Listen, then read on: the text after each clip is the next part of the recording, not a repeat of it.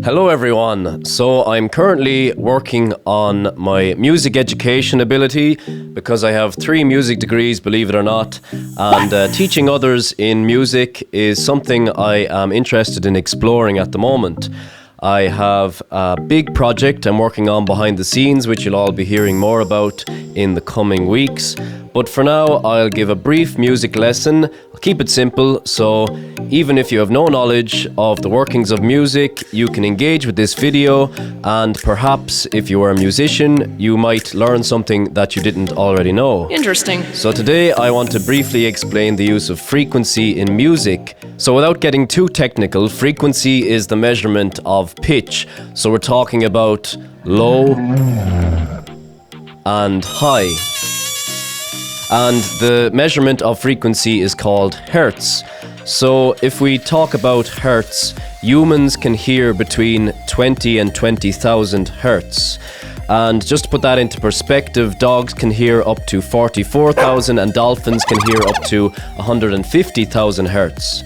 When an adult man speaks, he typically produces 80 to 180 hertz, and when an adult woman speaks, it's typically between 165 and 255 hertz. Music typically falls within the spectrum of 804,000 hertz.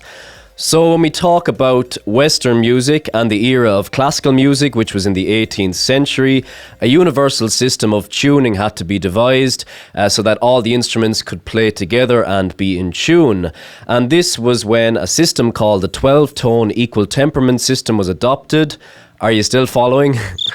So it was decided that the note A, which is above middle C for those who play the piano, at the center of the piano, would be 440 hertz. So this was communally, universally decided. If you slide the frequency from 440 hertz upward, you will eventually find a tone that sounds the exact same as it, and this is with any frequency, but slightly higher. This is called an octave.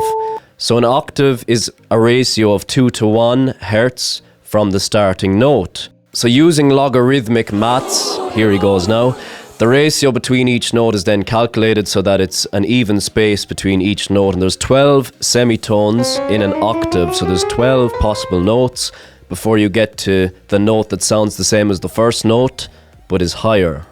So this is what you hear if you ever go to a concert where there's an orchestra playing. You're going to hear this sound as they're all tuning their instruments to 440 hertz.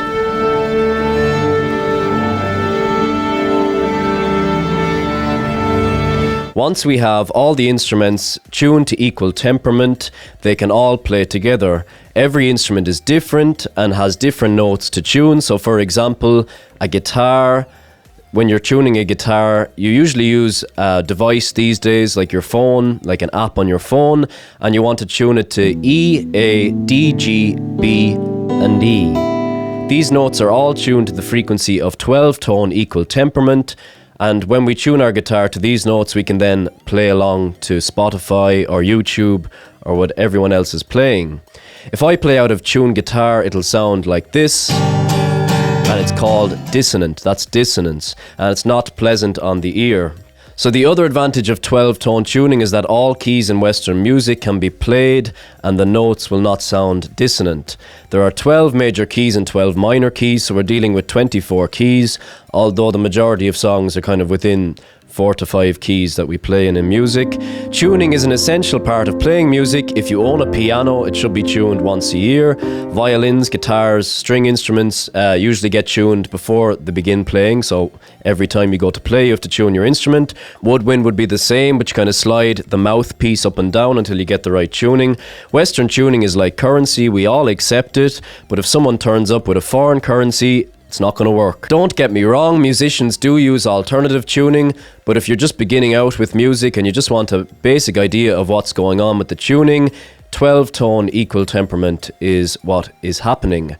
And it's just something to be aware of. So I hope you learned something from frequency and music. Thank you.